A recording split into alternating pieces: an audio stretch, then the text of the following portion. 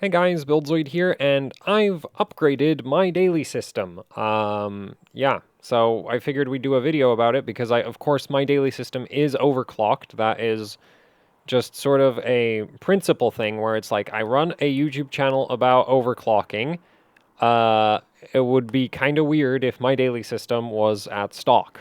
Okay, so it is overclocked. Now, this is my daily system. It's an open air test bench. Yes, it is a bit of a dust magnet, but it's also very easy to clean because it's got a carry handle. So I can literally just take it outside and hit it with. I've actually gotten an air duster now because, yeah, compressed air is kind of wimpy compared to the air duster.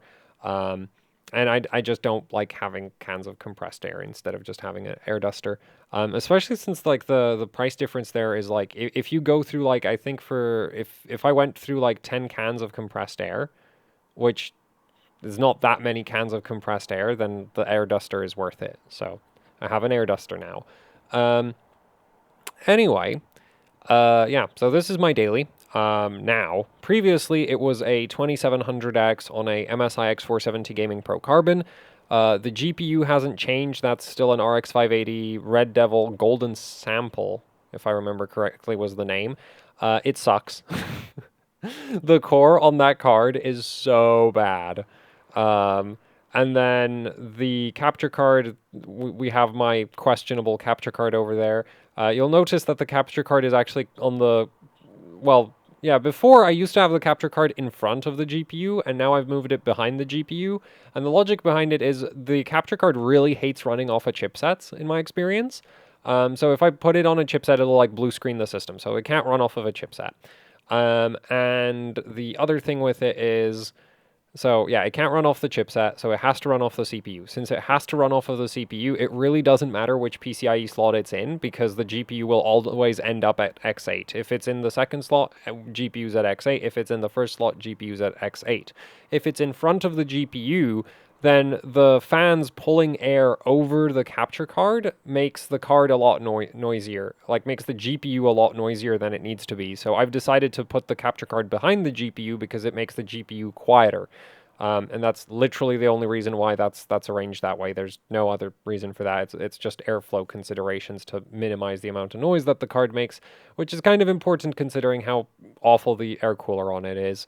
Um, the card is overclocked. It runs a, well, the memory is at like 2240 and with I think the 1625 or 1750 megahertz timing strap. So the memory overclock on it is pretty great, but the core only does like 1440 or 1450 at dailyable voltages, and that's why I'm really frustrated because a good RX 480 or a good RX 580 will do like 1500.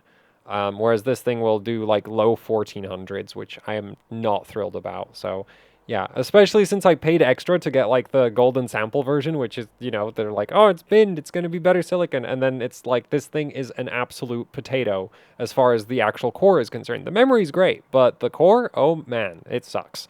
Um, anyway, so the RX 580 didn't change. For the memory, I used to daily 2 sticks of dual rank Micron Revision E.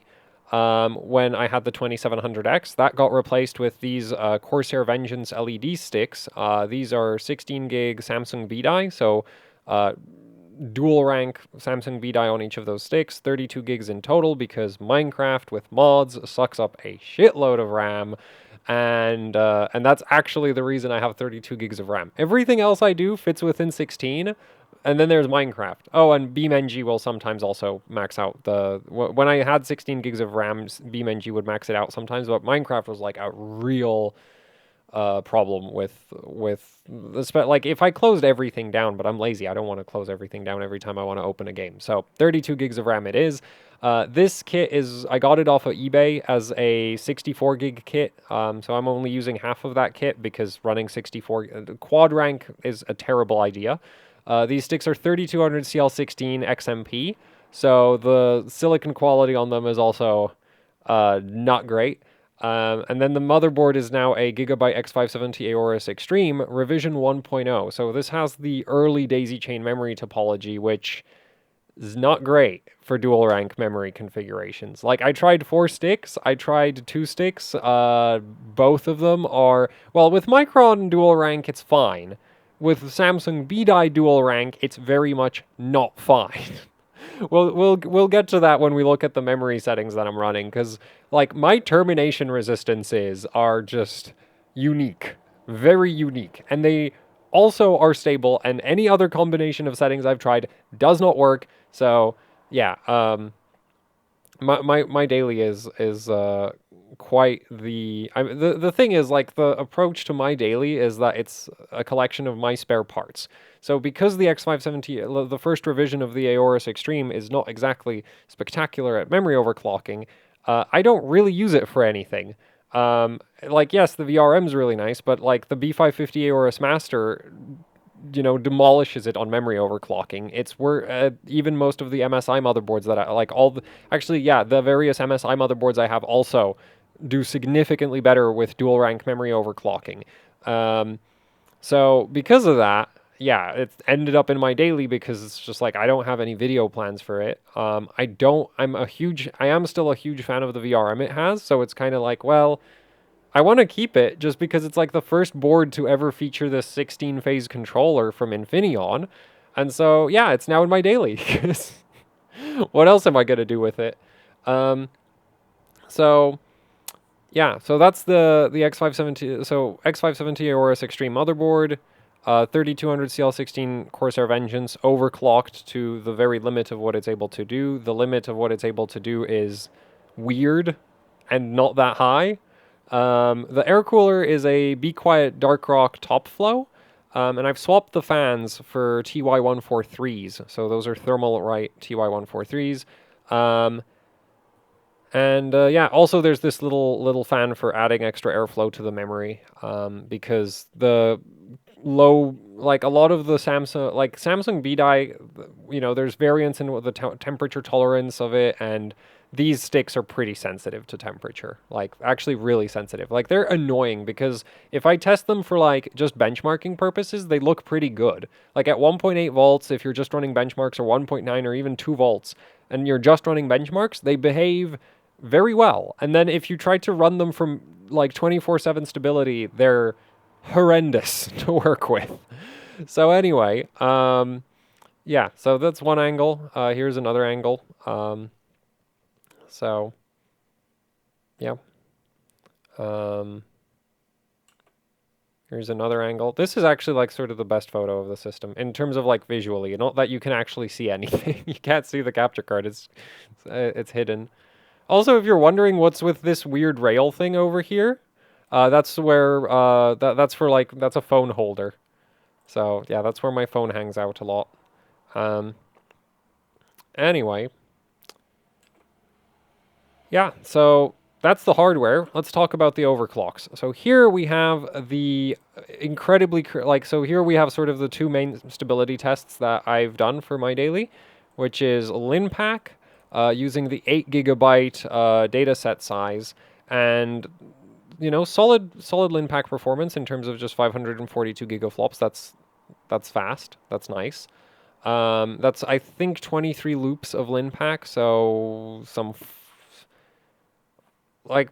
yeah, like, I could have run it longer, but I also have, like, a 700% mem test over here, and so I was just like, okay, this is, like, that you know, 700% mem test, no errors. That's the deluxe version of HCI mem test. So if you get the deluxe version, you get this much nicer UI, and you don't have to, like, open all the windows manually or use, like, a batch file. You get this little menu, and yeah, that works much better.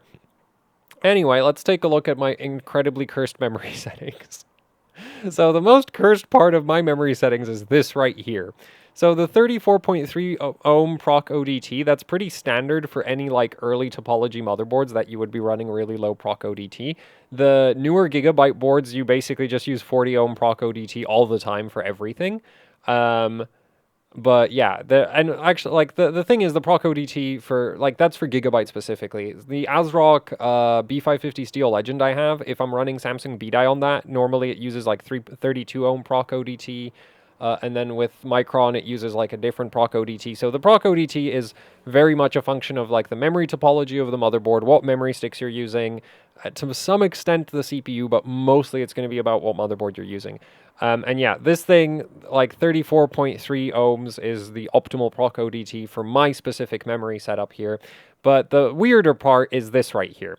That is RZQ divided by 2, RZQ divided by 2, RZQ divided by 1. So that's 120, 120, 240 ohms. Now, the RZQ divided by 1 part, like the RTT part, the park termination setting, that's completely normal. That's just how park termination is set on Ryzen CPUs. The right and the nominal termination, normally you would have like something like nominal disabled and then right of divide by 3 instead of a right of divide by 2. And you'd have a nominal of divide by 7 or a divide by 6, and then either divide by 3 or divide by 2 for your rights.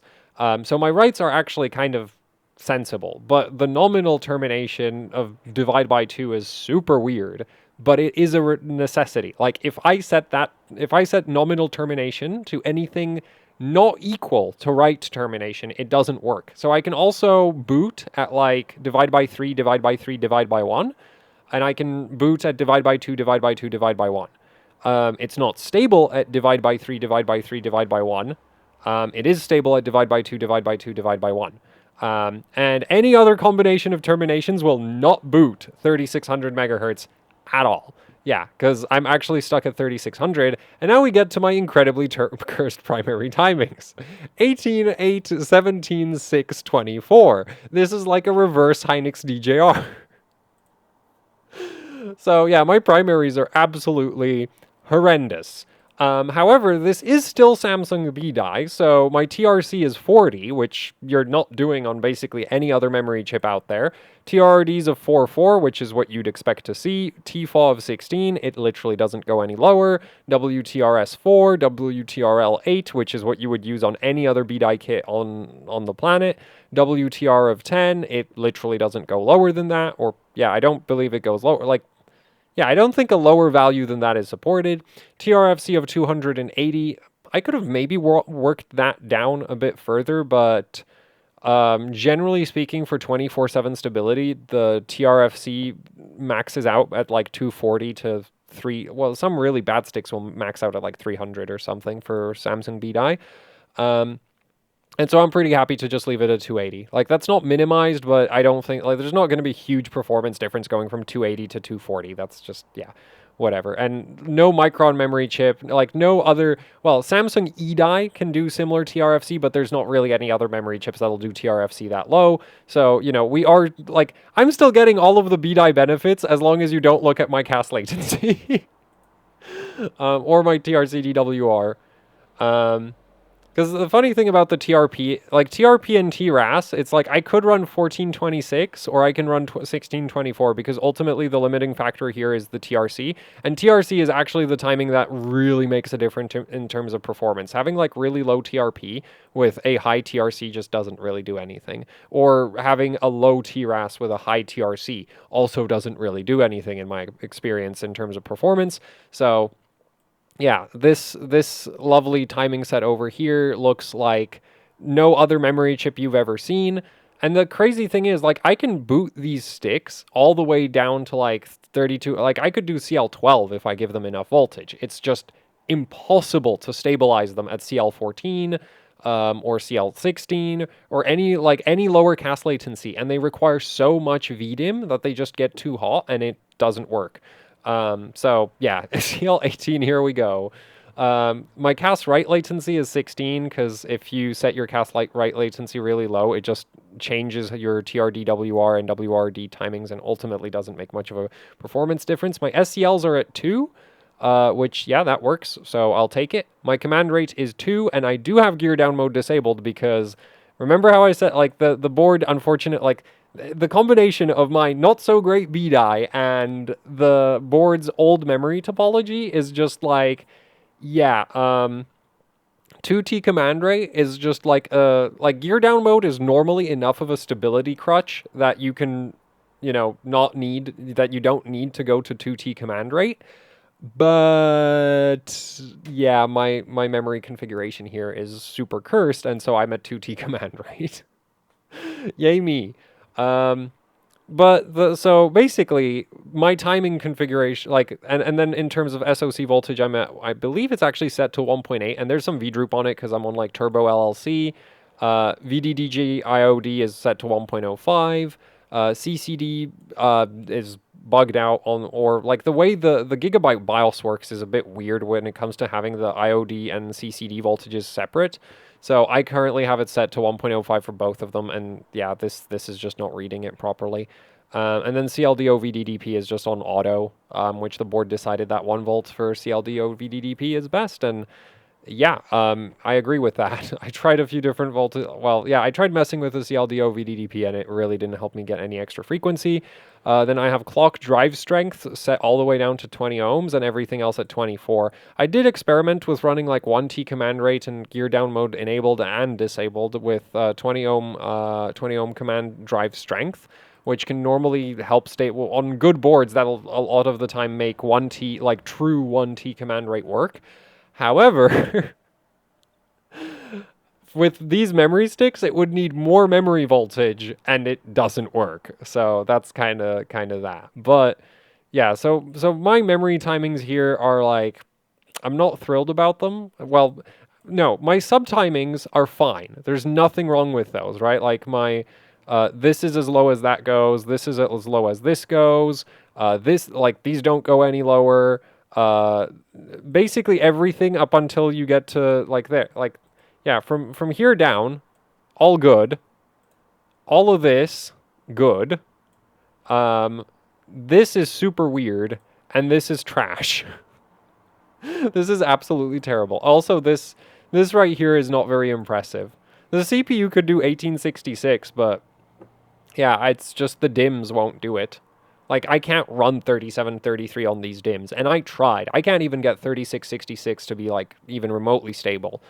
So, yeah, because I tried 18, so basically I tried 1833 FCLK, and I tried 1833, yeah, 1833 and 1866, and it's just not happening. And I did try I did try the Micron kit that I used to have in my previous previous version of my daily. But the funny thing was, like, yeah, I could clock that higher, but because the sub timings were so much looser, it actually was worse on performance. Or like it wasn't appreciably faster. Well, it wasn't any faster in LinPack, which kind of surprised me because LinPack is a real like memory bandwidth hog. But unlike say Geekbench, it doesn't prioritize memory bandwidth to the point that you can just sort of blow terrible timings away with memory bandwidth. So the like trash TCL here is just not enough of a penalty. Like the trash TCL and the somewhat low memory clock and FCLK is just not enough of a penalty to offset the fact that, TRC's at 40, TRFC's at 280, and then everything else is basically minimized. Like, yeah. So that's not, the TCL and the frequency just doesn't hurt enough to offset the sub timings. And so I ended up with this because I did try the Micron kit, and like, yeah, I was running it at a higher frequency, but it wasn't stable yet. And it was already like not doing, in terms of performances, already was not beating the B-die setup. And it wasn't even like remotely stable at the time when I was checking that. So yeah. Also, incidentally, one thing I forgot to mention is when I was stress testing my daily, or more like when I was setting up the overclock for my daily, this OS that we're looking at here, these screenshots, this is actually the OS. Like, this is a burner OS. This is like, I unplugged all of my hard drives from my daily system, just all of the SATA cables. I just pulled them out of the motherboard because that's where they're accessible. The SSDs are buried in the lower part of the test bench, and so they're kind of a pain to get to. Kind of defeating the purpose of being a test bench. But yeah, so the SSDs and the hard drive are a bit hard to get to, but I pulled all the SATA cables on the top on the motherboard, and so the drives were disconnected, and I just plugged in a second like different SSD that I had a random OS on, and that's where I did all of my testing, because this way you don't corrupt your like daily operating system, because if you're overclocking on your daily operating system, there's a decent chance you're going to corrupt your files, especially if you're messing with a lot of memory overclocking. But anyway, so yeah, this was all done on a different OS from my actual daily OS. And so linpack passed, memtest passed. The memory timings are like, if the TCL wasn't 18, this would be fine, but it's 18 and it's just like, it's just annoying to look at. Just don't think about it. Anyway, here's Prime 95. My daily, unfortunately, the air cooler, even with the fans replaced and with Cryonaut extra, like what is, yeah, the Thermal Grizzly Cryonaut Extreme thermal paste, that air cooler just can't keep up with the heat output of a 3950X in Prime 95.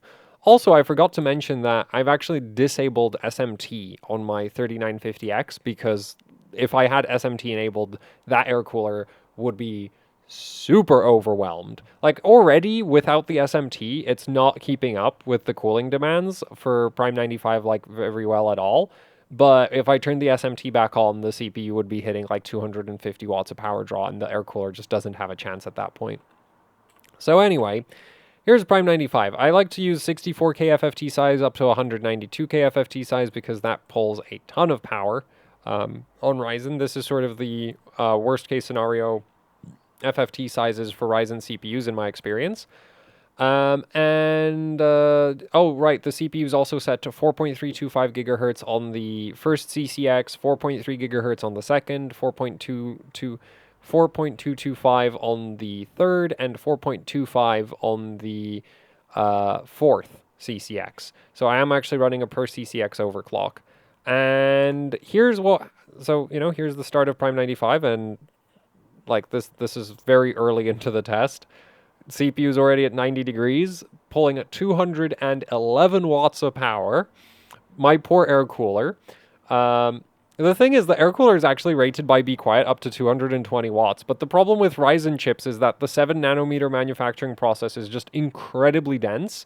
And so, you know, yes, this is technically within the rating of the air cooler, but the heat is not getting out of the IHS very quickly. Like, I'm pretty sure if I had a temperature reading from the IHS on this 3950X as it's running Prime 95, it would be a lot lower than if I was running the same amount of heat on a, say, a 10900K, just because the chiplets are so freaking small.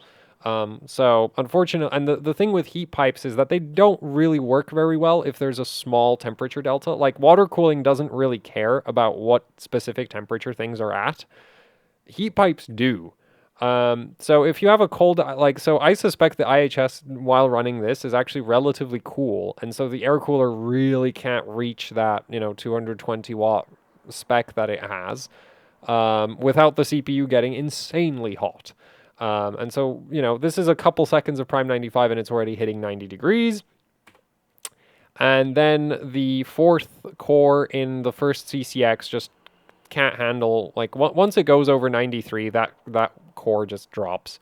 I could back it down, but the only difference it makes is, like, instead of crashing at 93 degrees, it crashes at 96.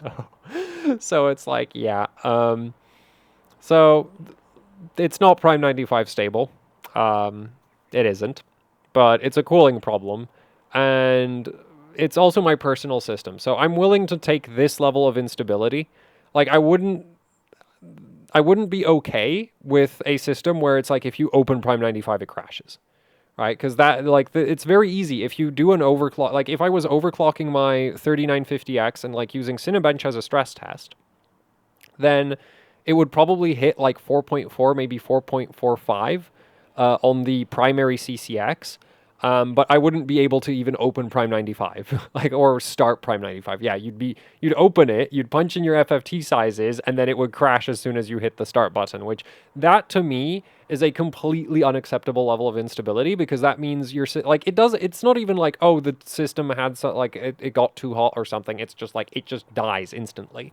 And to me, that is like, if you know, start a new piece of software that you've never used before, you know, and it does something that resembles what Prime 95 does, it's liable to just instantly crash for no reason, which is just totally unacceptable to me.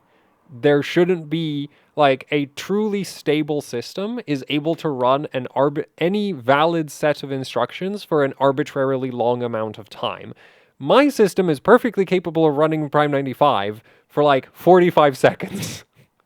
It gets better in the winter. If I took it outside, it would probably, last like a minute. But yeah, so it's not Prime 95 stable. It's entirely because I don't have enough cooling. If I had it on water cooling, this would actually be stabilizable. Because I've done that. Like, I've had this chip stable on water cooling for Prime 95 in the past, but yeah, on the air cooler, and that was with SMT actually. Like, same clocks with SMT on water cooling. It'll do this kind of Prime 95 stress test for, well, much longer. I don't know if I tested it for more than like 30 minutes, but I generally consider 30 minutes enough for, because it's also like, I've also run LinPack for like half an hour. So I like to do, it's not a server, it's my daily system. So I don't care that much. I mean, here I'm literally tolerating one core not being able to run Prime 95 for more than a couple seconds. So you can see that my stability requirement standards are pretty low, but they're not super low, right?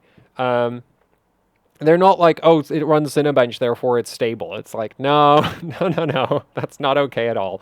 But, being just overheating in Prime 95 is kind of like, well, yeah, that's the unfortunate reality of trying to air cool a 3950X. So anyway, so there's the Prime 95 stress test, which I'm pretty, upset about.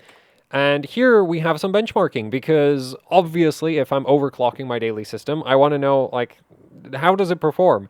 So YCruncher, and I'm really proud of my YCruncher score, because that is 27.169 seconds. YCruncher is very memory bottlenecked, so this is sort of my, like, yeah, my timings might look like trash, but my performance sure isn't. Because here is the YCruncher Pi 1 billion ranking on HardwareBot. And remember, on HardwareBot, there's no requirement for your system to actually pass LinPack or Prime 95 or MemTest or anything like that.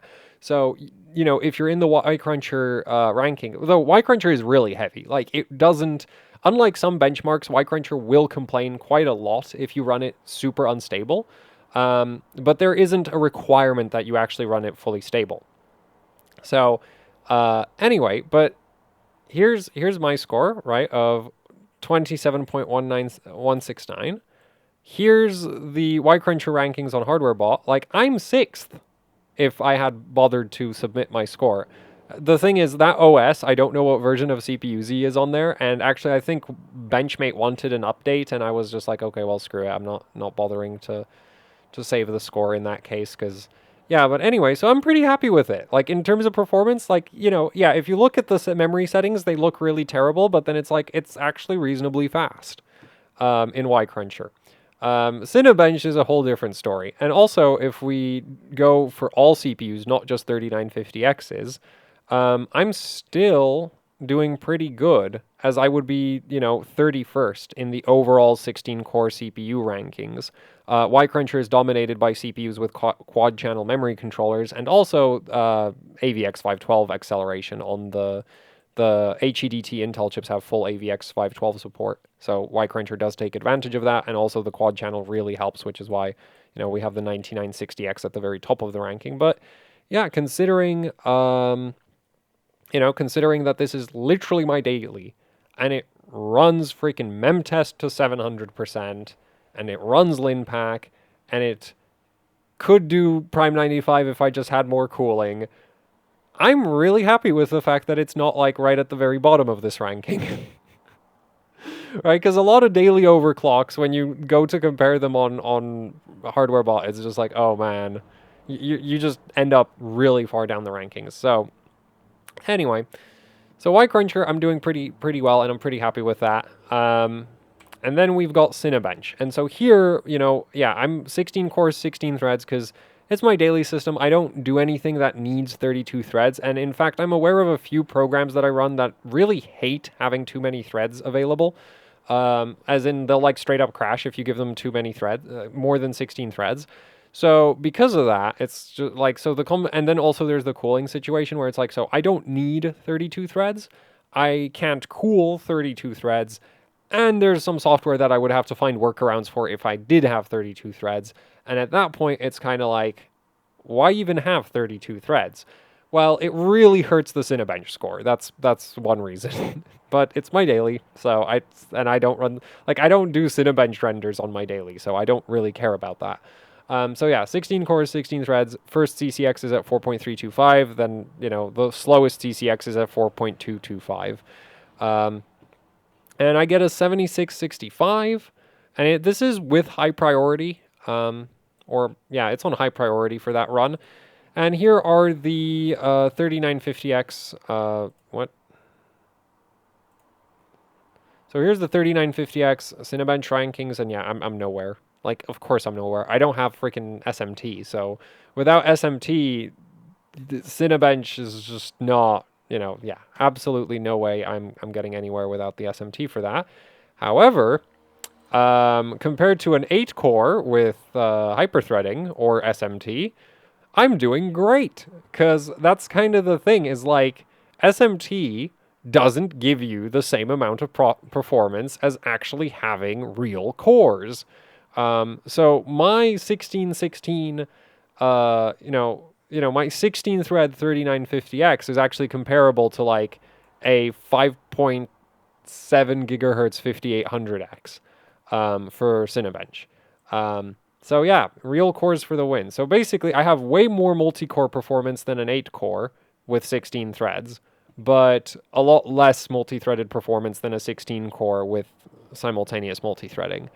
So yeah, and I'm kind of happy with that. That's okay with me. I was honestly toying with the idea of disabling even disabling some cores to drop down to 12 cores, 12 threads, just so that Prime 95 wouldn't be crashing that 4th core in like a couple seconds. And actually with 12 cores and 12 threads, the air cooler might actually handle the situation, like handle the cooling quite well. But I felt like at that point, we're not just, at that point, I'm basically disabling like, to me, that feels like disabling too much of the CPU. You know, turning off the SMT, that's okay. Turning off another, and already that's a pretty heavy multi-threaded penalty. Not that I care, not that my daily really does anything that multi-threaded. But, you know, if I then also disabled a bunch of cores, I feel like, okay, that's pushing it a bit far, right? Like, disable some cores or disable the SMT. Don't both, not both, okay? If you're going to be disabling both, I should have, at that point, I could have just used my degraded 3700X. Well, actually, I wanted to avoid that chip specifically because it's degraded. Also because it actually has a better memory controller than my 3950X. So, anyway, so there's my Cinebench score, and yeah, not having SMT really hurts Cinebench. Who knew, right? So no real discoveries there. Here we have IDA. So yeah, 66.8 nanoseconds of latency. When I switched over to the microns, I was getting like 67 nanoseconds of latency, which is the point when I realized, like, wait a minute, this is probably a waste of time, right? Like, if the microns, even at 1866, were getting around 6.7 to 6.8 nanoseconds of latency, then it's like, yeah, you could probably tune it down to not, maybe even, you know, catch up to the speed I kit. But it's like this, I already had this basically stable, right? Like this right here is, like, these settings right here aren't that different from like the settings I was experimenting, because basically I got really frustrated with how unstable this B, like how impossible to stabilize this B-die kit was, because it just, like, who wants to run their B-die at CL18? Like, nobody wants to do that, right? So for the longest time I was trying to stabilize it at CL16 and it just wasn't going anywhere. But either way, even at CL16 it wasn't really getting much better latency than this regardless. And so then I switched over to the microns and the latency went up like 2 nanoseconds and I was like, we're going back to the B-die. Or it went up like, yeah, no, it went up like a nanosecond or two and I was just like, okay, screw this, I'm going back to the B-die, right? Because like that was almost, like I was almost done tuning it. I was trying to just get 1 or 2 errors to go away. And so when I switched over to the microns and the latency went up, and I think the bandwidth went up, but I don't trust IDA's bandwidth readouts, and LinPack didn't really change between the two configurations. So, like, I trust LinPack, the gigaflop reading in LinPack. I trust this far more as a memory performance metric than I trust IDA. IDA's bandwidth readouts are way too easy to cheese with settings that have terrible real-world performance. So I don't trust IDA. The latency readout is kind of nice, but honestly, like the thing is, LinPack actually cares about memory latency. It cares about both bandwidth and latency. And so that's actually why I can get away with my, lower clocked but tighter timed B-die kit compared to the Micron kit that I was messing around with as an alternative to the B-die kit. But anyway, so once I realized that the Micron kit was actually doing even worse, like was not really giving me any benefits, and it would just, like on paper, it looks more impressive when you see 1866 Infinity Fabric and 3733 with CL16 instead of 3600 with CL18. But the benchmarks were saying that they were functionally the same thing, and one of them was almost stable, and the other one I would have to start from scratch because Micron Rev E is a completely different memory chip in terms of behavior to Samsung B-die, in terms of like termination resistances. So like this horribly cursed set of termination resistances that I finally like got the board working with properly is like, this doesn't work anymore potentially. And I was like, yeah, I don't want to deal with having to retune my terminations, so I'm gonna go back to the B-die kit. Anyway, here's the IDA results, and yeah, they're not spectacular, but it is, well, not spectacular. Well, yeah, no, the IDA results aren't spectacular, but my YCruncher is great, my LinPack is solid, and I don't care what IDA says. And I also need to, like, I don't want to look at Zen timings anymore. Here's Geekbench, and Geekbench agrees. See, Geekbench also thinks my memory settings aren't completely trash. The highest memory performance I've ever gotten out of this 3950X is, I believe, 9,700-ish points in Geekbench 3. And so this 8,400, and that was like crazy voltages, desynchronized, because Geekbench 3 has the opposite problem of, well, Geekbench 3 is a memory bandwidth hog. It more so than LinPack. Like Geekbench 3, if you run it at like the max memory performance that I got in Geekbench 3 was with like DDR4 4800 CL16. That's when you start going like 9,500, 9,600, 9,700 points, right? That really high point range, you get that at like DDR4 4800. And so that's not realistic at all for day-to-day usage. Because that's just not really stabilizable whatsoever, especially not on Samsung B-die. And so this for daily is like, it's a solid result. I'd say for daily usage, you should be aiming for anywhere between 8,500 points and 9,000 points. And, if you have a good memory kit, 8,500 to 9,000 points should be totally doable for daily use. My potato kit here, well, it's a potato kit, and I'm just outside of 8,500 points. I will also confess, I reran Geekbench a bunch of times. This is actually the best run of 5. The worst run was 8240, and the other runs were like 8330, 8360, somewhere in that range. But there was one run that was 8448, and I'm like, okay, that's good enough for me. So Geekbench looks good, LinPack looks good, YCruncher looks good. We don't talk about IDA. Anyway, I think that's the last photo, is it? No. I've got more. And here we have, so this isn't Cinebench benchmarking, this is Cinebench on loop, just to show the like massive power consumption difference, right?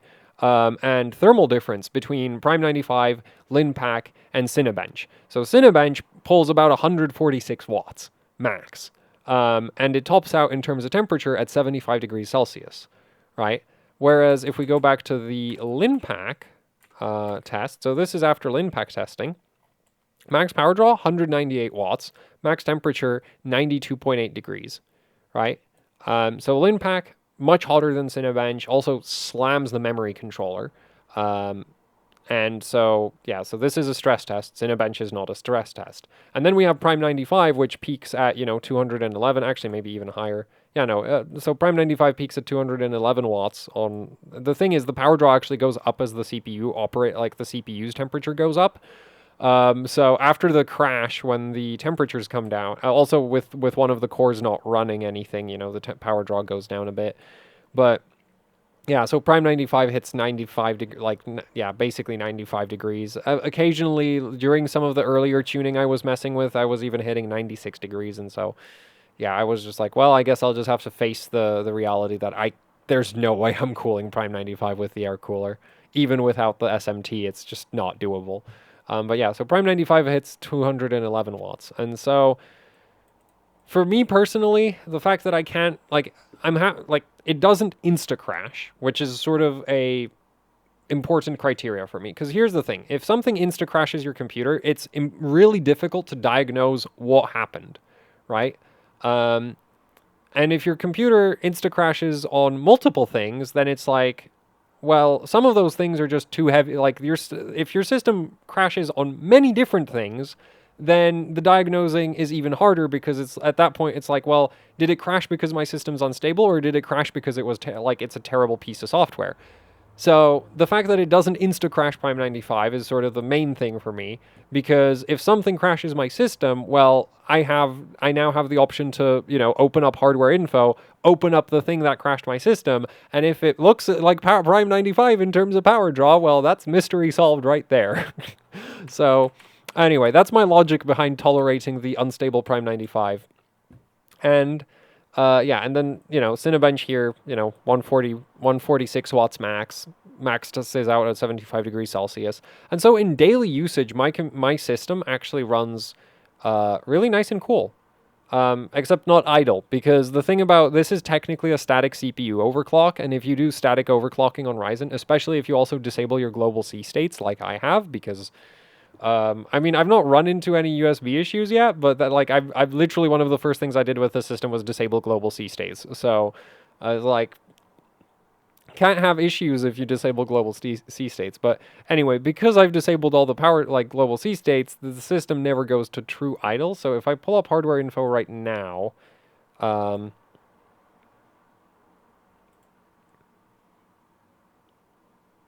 actually, we're currently recording in OBS, but if I pull up hardware info, you can see, yeah, see, I'm sitting at 50 degrees. And the CPU is not really doing anything, is it? Where's the CPU usage? Yeah, it's not really doing anything. So that's my point. Yeah, see, I don't need a 32 thread CPU.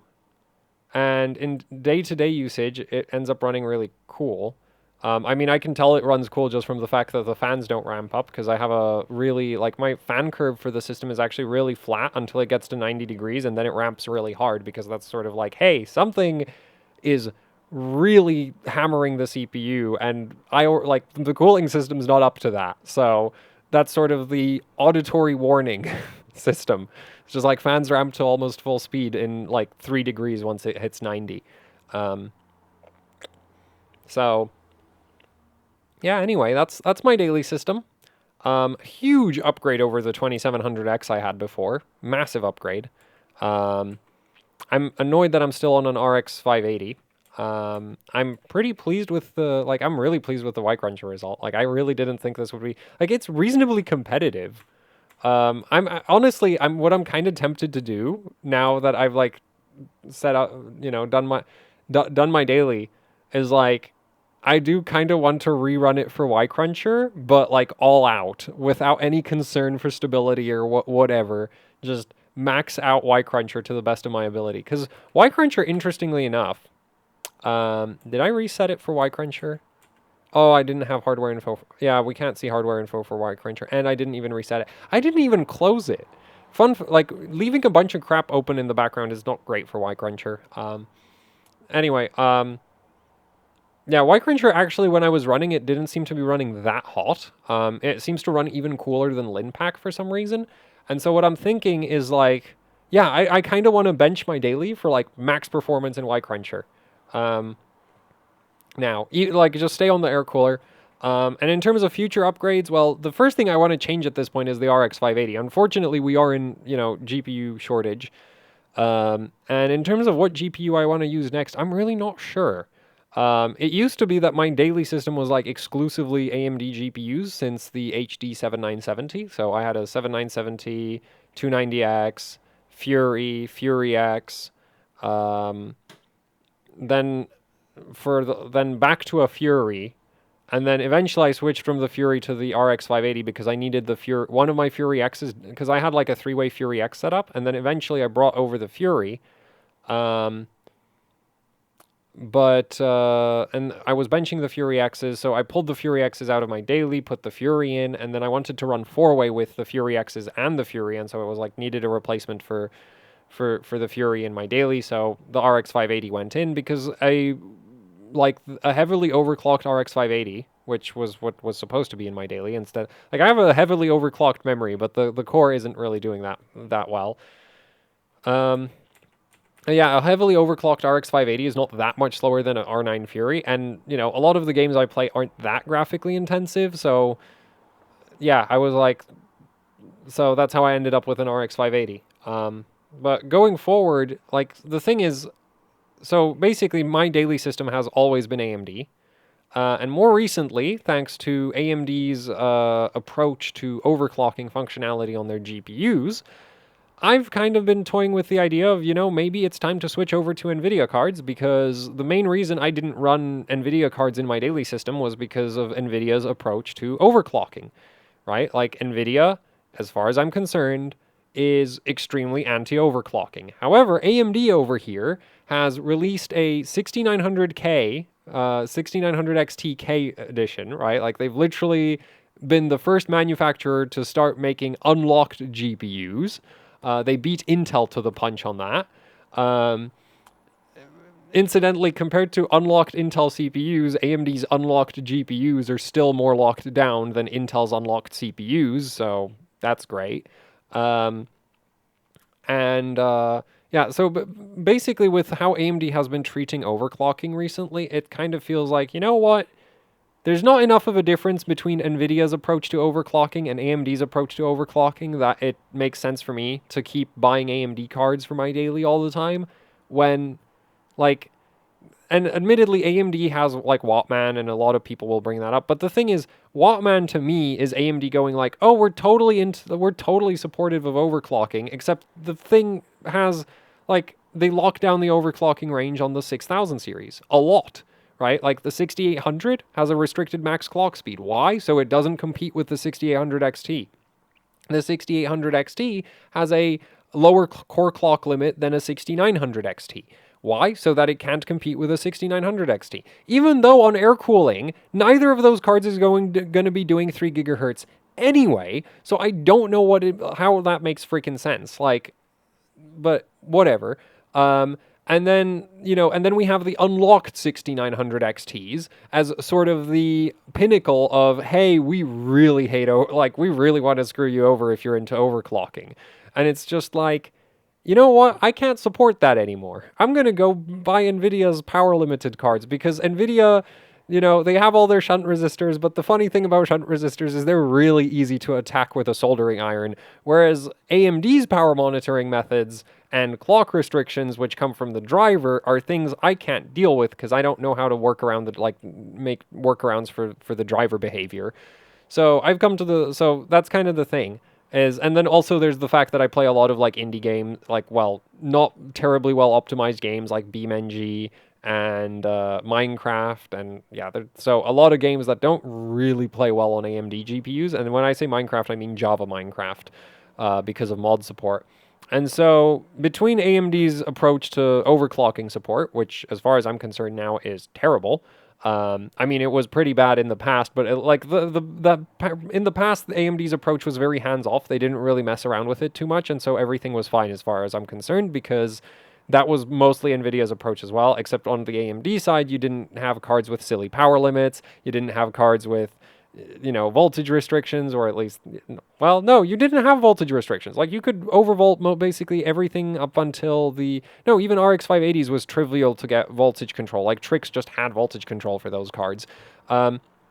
So, you know, for the longest time, overclocking on AMD cards was awesome, and then AMD was like, well, now it sucks. So I'm like, well, at this point, I can't tell the difference between NVIDIA and AMD as far as the overclocking support goes, because it's like, if I want to overvolt a 6900 XT, I need to physically modify the card. If I want to overvolt a 3080 or a 3090 or a 3070 Ti, which is actually the card I'm sort of toying with, mostly because I want to I want to play with some GDDR6X, and the 3070 Ti is the cheapest card to feature GDDR6X.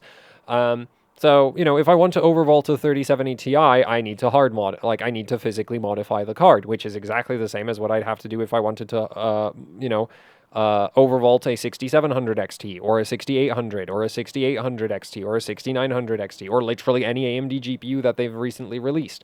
So, based on that, it doesn't make any sense to me to restrict myself to AMD GPUs anymore, because AMD is basically as bad as NVIDIA as far as I'm concerned. So, yeah, but as of right now, I'm still on an RX 580, and I'm not in a rush to upgrade. Again, a lot of the games I play aren't that graphically intensive, so that's why I can get away with an RX 580. Also, I'm only on a 1080p monitor that runs at 75 hertz. Well, 1080p ultra wide that runs at 75 hertz, so it's not like I need a ton of GPU power, so yeah. And then, other than the GPU upgrade, with the 3950X, I really feel like I should probably get custom water cooling on this eventually, but the thing is, custom water cooling, well, I've dailied custom water cooling loops in the past, and I don't really feel like I need it. That's kind of the thing, and also, if I switched from the air cooling to the custom water cooling, it would probably only net me like 100 megahertz more on the CPU, which just doesn't feel like it's worth it. So, yeah. That's it. That's all I really have to say about my, like, you know, if I had a bunch of spare water cooling parts, because that's the thing with my daily system, is like the RX 580 is a spare, pretty much a spare RX 580. The 3950X, well, I have a 5950X now, so I don't really need the 3950X for any kind of motherboard testing anymore, because the 5950X handles that. And I don't need it for benchmarking, because the 5950X does that way better. The memory kit, well, it's not the best kit of dual rank Samsung B die I have, so it's not a mystery as to how it ended up in my daily system. The air cooler, it's an air cooler, and I actually bought that air cooler specifically for my daily system, so that part's not a spare part. The test bench is also not a spare part. Like, I very specifically bought this test bench for my daily system because it was like, yes, this is what I want to run. The capture card is, well, I just have that capture card, so I use it. And yeah, so that's my daily system. And it is overclocked because, like, well, yeah, it's overclocked. It does everything I need it to do. And yeah, that's it. So I guess that's it for the video. Thank you for watching. Like, share, subscribe, leave any comments, questions, suggestions down in the comments section below. And if you'd like to support what I do here with the channel, which, man, this feels like such a... It feels weird to do the Patreon shout-out and the Teespring shout-out at the end of a video, literally talking about my daily system that is built from spare parts that I've used for making content on this channel. It's kind of like, guess what would be funding that 3070 Ti? Admittedly, the thing is, the idea with the 3070 Ti is first do a bunch of videos with it and then stick it in my daily. Like, I did the same with the RX 580. I think I did a live stream with it, and what else did I do with it? I can't remember. Anyway, so that's kind of yeah. So, if as awkward as it feels, I do have a Patreon. There's a link to it down in the description below. I do also have a Teespring. There's also the AHOC Teespring store where you can buy shirts, stickers, posters, the usual YouTuber merch. Both the Patreon and Teespring help out immensely with running the channel, and so it would be much appreciated if you'd check them out. And technically, my daily system also is used for recording all of the videos, so it's technically also my workstation. So I guess, that makes it a bit less awkward, I guess, to say support me on Patreon, but yeah, still feels weird after this kind of video. Anyway, that's it. So thanks for watching, and goodbye.